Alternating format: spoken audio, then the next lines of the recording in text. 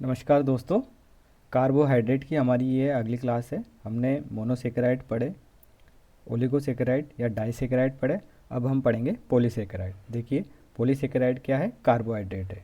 Carbohydrate किसके बने होते हैं? कार्बन, हाइड्रोजन और ऑक्सीजन के बने होते हैं।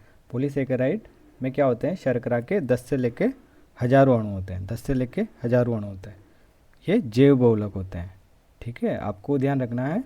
पॉलीसेकेराइड क्या होता है? जैव बहुलक होते हैं। इनमें ग्लूकोज या शर्करा के कई अणु होते हैं। 10 से लेके हजारों अणु होते हैं। अब पॉलीसेकेराइड के 4 उदाहरण हैं: काइटिन, सेलुलोज, स्टार्च और ग्लाइकोजन। यहीं से प्रश्न आते हैं, इनके बारे में हम डिटेल से देखते हैं। देखिए, काइटिन और सेलुलोज को हम संरचनात्मक पॉलीसेकेराइड कह सकते हैं, और स्टार्च और ग्लाइकोजन को हम क्या कहेंगे? ये भोजन संग्रह में काम आते हैं।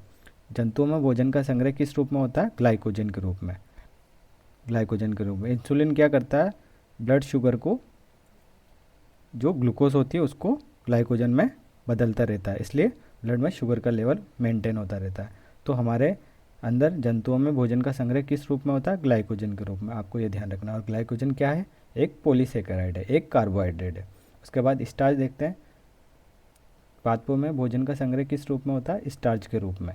स्टार्च क्या काम आता है? कपड़ों पर फलक लगाया जाता है। जो कपड़े होते हैं, सूती कपड़े या कॉटन के कपड़े होते हैं, उन पर जो फलक लगाया जाता है जिसकी वजह से वो सख्त हो जाते हैं, वो क्या होता है? वो स्टार्च होता है, वो मंड होता है। स्टार्च को क्या कहते हैं? मंड भी कहते हैं। ये एक फीकी शर्करा है, आपको ये भी ध्यान रखना। आलू, चावल, मक्का से ये मक्का में ये मिलता है।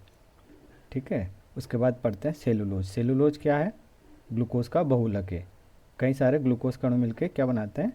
सेलुलोज बनाते हैं, या इसको जैव बहुलक कह सकते हैं।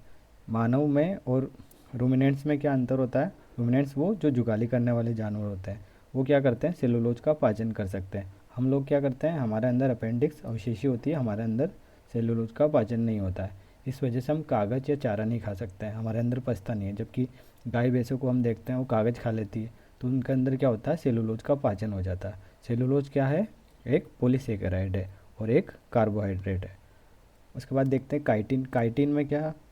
कवकों की कोशिकापत्ति किसकी बनी होती है? काइटिन की बनी होती है।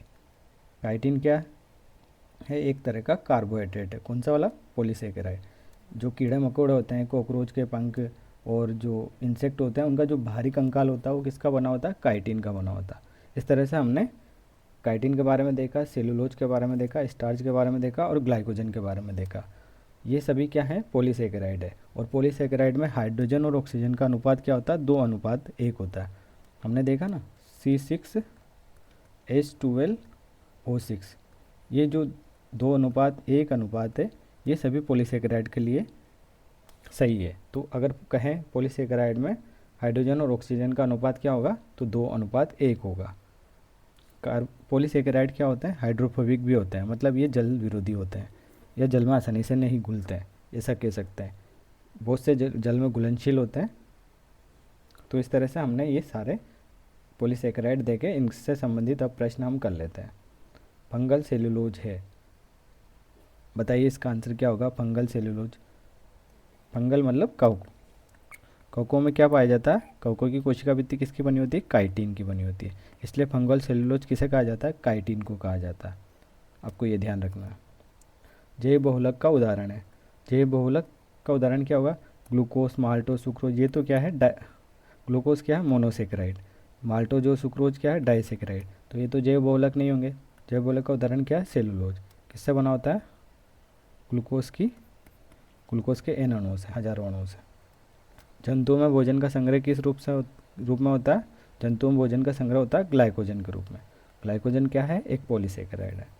जबकि पादपों में भोजन का संग्रह किस रूप में होता है? स्टार्च या मंड के रूप में। और ये भी क्या है? एक पॉलीसेकेराइड है। पॉलीसेकेराइड। पादपों से संबंधित पॉलीसेकेराइड कौन कौन से हैं?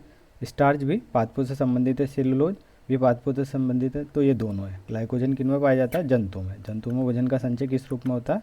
ग्लाइकोजन के रूप में। इस तरह से हमने सारे पॉलीसेकेराइड देखे और इनसे संबंधित ये प्रश्न हमने किए। ऐसे ही प्रश्न आते हैं। भोजन संग्रह के रूप में हम स्टार्च और ग्लाइकोजन को देखते हैं।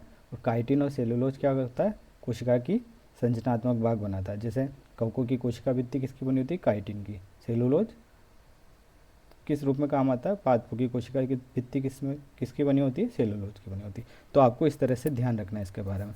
अगर आपको ये क्लास अच्छी लगती है तो आप प्लीज़ चैनल को सब्सक्राइब कीजिएगा और वीडियो को लाइक कीजिएगा और अपने दोस्तों तक शेयर कीजिएगा। Okay, thank you so much.